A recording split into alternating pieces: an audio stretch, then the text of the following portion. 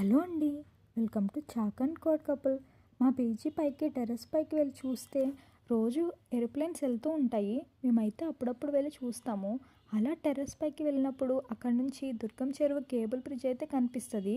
చాలా అంటే చాలా కలర్ఫుల్గా ఉంటుంది లైట్స్తో. మొన్నటి వరకు అయితే లైట్స్ ఆన్ చేయలేదు, కానీ ఇప్పుడైతే లైట్స్ వేశారు. చాలా సూపర్గా ఉంటుంది వ్యూ అయితే.